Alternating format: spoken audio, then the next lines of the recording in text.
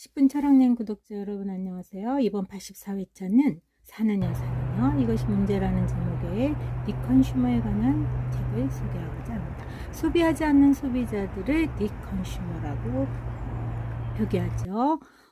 이 책은 오래전에 햄릿이 사느냐 죽느냐의 문제를 말했다면 사느냐 죽느냐가 아니라 사느냐, 마이죠, 마이. 이 책은 환경 문제에 민감하고 소비를 줄이길 원하는 소비자, 디컨슈머들이 만들어가는 새로운 소비 문화에 집중합니다. 문제는 소비가 환경 문제를 낳는 가장 주범으로 떠올랐죠. 우리는 소비를 멈춰야 하지만 사실은 단 한순간도 멈출 수 없죠. 환경 문제를 고민하면서도 경기 침체 우려 앞에 우리는 어떤 선택을 해야 할 수 있을까요? 경제 쇼크, 기후 위기, 이 딜레마 사이의 그 극복점을 이 책은 우리에게 고민하기를 강권하고 있습니다. 그래서 디컨슈머들은 더 질 좋은 물건을 적게 구매하는 새로운 시장을 형성했고 여러 기업들도 이미 디컨슈머 시장을 공략하기 위한 경영 전략을 세우고 있죠. 이는 새로운 소비 문화의 등장이죠. 급격히 빨라지는 기후재앙 시기에 경제 쇼크와 기후 위기 사이의 딜레마.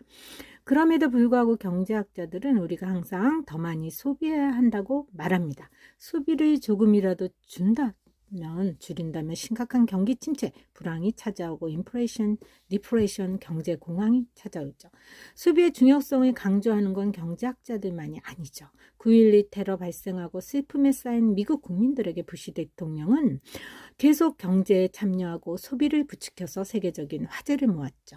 미국은 최소 600억 달러 규모의 자산과 50만 개 이상의 일자리가 9.12 테러 이후 사라졌기 때문에 미국과 전 세계는 갑자기 소비의 열정을 잃은 결과지만 이 상황을 두고도 경제학자들은 소비가 발생하지 않은 상황이 치명적이기 때문에 부시의 연설 이후 소비가 줄어들 때마다 세계 경제 지도자들은 나가서 소비하려고 부추기는 일이 당연시 되었죠.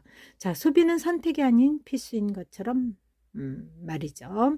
비단 위의 사례일 뿐이니까요. 21세기 우리의 핵심 교훈은 사고 또 사는 것이 시민의 의무라고 생각합니다. 오늘날 우리가 구매하는 의류를 전부 합치면 매년 5천만 톤에 달하는 옷 무더기, 이 크기의 소행성이 지구로 떨어지면 웬만한 대도시는 전부 산산조각이 나고 전 세계에 지진이 발생한다고 합니다. 나날이 쏟아지는 광고, 할인 유행, 패스트푸드, 패스트 패션, 오락, 최신 전자기기, 이런 것에 집착하는 소비 문화, 곧 소비가 경제와 사회를 지탱하고 있기 때문이죠. 현재 미국인은 매년 디지털 기기에 많은 돈을 쓰고 있죠. 그러나 전 세계에서 가장 쇼핑에 중독된 나라는 미국이라는 이미지가 다른 나라의 자리를 물려줄 수 있다고 합니다. 카타르, 바레인, 아랍, 에미리트 같은 석유부국이 미국의 1인당 소비량을 넘어섰고 유럽 연합의 전체 쇼핑객은 거의 미국 쇼핑객만큼 돈을 쓴다고 합니다. 세계은행 보고서에 따르면 가장 가난한 시민들조차 필요한 것이 아닌 필요 이상의 것을 구매한다고 하죠.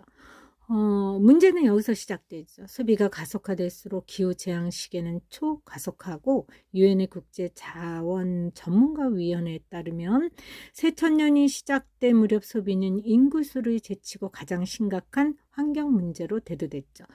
이에 환경과학자들은 우리가 너무 많이 소비한다고 말합니다. 재활용 기술, 에너지 효율 개선에 아무리 많은 돈을 투자할지라도 그것만으로 탄소 배출량을 단 한 해도 줄이지 못했다는 것이죠. 사느냐 이것이 문제로다. 지금 우리는 소비와 환경 사이에 치명적인 딜레마에 빠져 있다고 볼 수 있습니다. 자, 국내에 작년에 박정미 선생이 소개한 영원으로 사는 삶, 돈이 없어도 과연 이 위기를 극복할 수 있을까요? 이 책의 목차를 보면은 과연 사람은 무엇으로 사는가? 우리는 자연이 베푸는 먹을 것, 입을 것을 다 외면하고 살지 않았느냐. 사느냐 죽느냐 햄릿의 오래된 독백이 사느냐로 바뀐 시대에 구독자 여러분들의 현명한